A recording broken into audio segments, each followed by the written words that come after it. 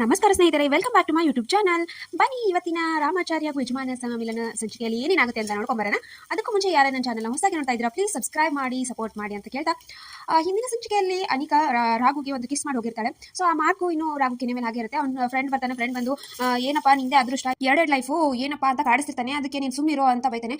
ಮೊದಲು ಮುಖ ತೊಳ್ಕೊಂಡು ಒಳಗಡೆ ಹೋಗೋಣ ಬಾ ಅಂತ ಕರೆದು ಒಳಗಡೆ ಹೋಗ್ತಾನೆ. ಆಮೇಲೆ ಈತ ಸಕ್ಸೇನ ಅವ್ನು ಒಡವೆ ಕೊಟ್ಟು ದುಡ್ಡು ತಗೊಂಬ ಅಂತ ಹೇಳ್ತಾನೆ. ಸೊ ಅದೇ ರೀತಿ ಅವನು ಒಡವೆ ಮಾರಿ ದುಡ್ಡು ತಂದು ಕೊಟ್ಟಿರ್ತಾನೆ. ದುಡ್ಡು ತಂದು ಕೊಟ್ಟು ನನಗೆ ಇನ್ಮೇಲೆ ನಿಮ್ದು ಋಣ ಸ್ವಲ್ಪ ಇತ್ತು, ಅದನ್ನ ತೀರಿಸಿದ್ದೀನಿ, ಸೊ ನನಗೆ ನಿಮಗೆ ಸಂಬಂಧ ಇಲ್ಲ ಅಂತ ಹೊರಟೋಗ್ತಾನೆ.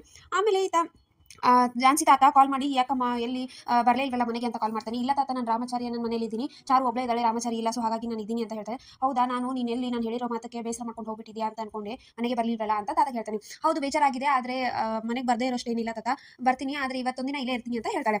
ಈತ ಸಕ್ಸೇನ ತುಂಬಾ ಕೋಪದಲ್ಲಿ ಇರ್ತಾನೆ. ದುಡ್ಡು ಕೂಡ ಬಂದಿರುತ್ತೆ ಕೈಯಲ್ಲಿ. ಸೊ ಕೆಲವೊಂದಷ್ಟು ರೌಡಿಗಳನ್ನ ಕರೆಸಿ ಇವತ್ತು ರಾಮಾಚಾರಿ ಹಾಗೂ ಚಾರುನ ಇಬ್ಬರನ್ನು ಮುಗಿಸ್ಬೇಕು, ಅವ್ರಂತೆ ಹಾಡಿನೇ ನಾವು ಜೈಲಿಗೆ ಹೋಗಬೇಕು, ಸೊ ಎಲ್ಲರೂ ರೆಡಿ ಆಗಿರಿ ಇವತ್ತು ನೈಟು ಅಂತ ಹೇಳ್ತಾನೆ. ಈತ ಮುರಾರಿ ಕೂಡ ಬಾಗ್ಲಲ್ಲಿ ನಾನು ಕಾಯ್ತೀನಿ, ಇವತ್ತು ರಾಮಾಚಾರಿ ಬೇರೆ ಮನೇಲಿಲ್ಲ, ನಾನು ಇವತ್ತು ಇಲ್ಲಿ ವಾಚ್ಮನ್ ತರ ನಾನು ಮನೆ ನಿಮ್ಮನ್ನ ಕಾಯ್ತೀನಿ ಅಂತ ಹೇಳಿ ಬಾಗ್ಲಲ್ಲಿ ನಿಂತಿರ್ತಾನೆ. ಆಮೇಲೆ ರಾಘು ಒಳಗಡೆ ಬಂದ ತಕ್ಷಣ ಮನೆಯವರೆಲ್ಲ ನೋಡ್ತಿರ್ತಾರೆ. ಏನಾಯ್ತು ನಿನ್ ಕೆನ್ನೆಗೆ, ಯಾಕೆ ಹೀಗಾಯ್ತು ಅಂತ ಪಲ್ಲವಿ ಕೇಳ್ತಾಳೆ. ಏನಿಲ್ಲ, ಅದು ಅನಿಕಾ ಹೋಗ್ಬೇಕಾದ್ರೆ ಮುತ್ತು ಕೊಟ್ಟಿರೋದು ಅಂತ ಅವ್ರ ದೊಡ್ಡಪ್ಪ ಹೇಳ್ತಾನೆ. ಅದಕ್ಕೆ ಎಲ್ಲರೂ ಖುಷಿಯಾಗಿ, ನೋಡು ನೀನು ಎಷ್ಟು ಖುಷಿಯಾಗಿದೆಯಾ, ಇದನ್ನೆಲ್ಲ ನನ್ನ ಮುಂದೆ ಮುಚ್ಚಿಟ್ಟಿದ್ಯಾ ಅಂತ ಪಲ್ಲವಿ ಕೇಳ್ತಾಳೆ. ಆಗ ರಾಘು ಏನು ಮಾತಾಡದೆ ಹೊರಗಡೆ ಬಂದು ಕೂತಿರ್ತಾನೆ ಫ್ರೆಂಡ್ ಜೊತೆ. ಅಷ್ಟರಲ್ಲಿ ಅನಿಕಾ ಕಾಲ್ ಮಾಡ್ತಾಳೆ.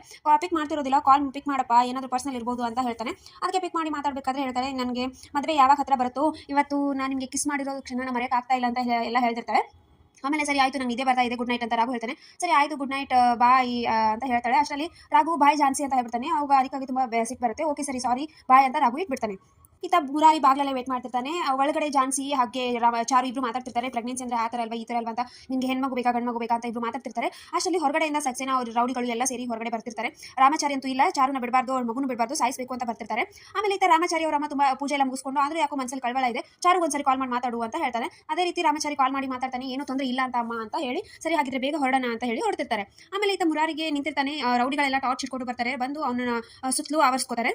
ನೀವು ಆ ಪಾಪಿಗಳ ಇಲ್ಯಾಕೆ ಬಂದ್ರಿ ಅಂತ ಜೋರಾಗಿ ಸಕ್ಸೇನ ನೋಡಿ ಕೇಳ್ತಾನೆ. ಹೌದು, ನಾವು ಪಾಪಿಗಳ ತಾನೇ, ಪಾಪ ಮಾಡಕ್ಕೆ ಬಂದಿದ್ದೀವಿ ಅಂತ ಹೇಳಿ ನಗ್ತಿರ್ತಾರೆ ಎಲ್ಲರೂ. ಮುರಾರಿ ತುಂಬಾ ಹೆದರ್ತಾನೆ ಇಷ್ಟು ರೌಡಿಗಳನ್ನ ನೋಡಿ. ಇಷ್ಟಿತ್ತು ಇವತ್ತಿನ ಸಂಚಿಕೆ.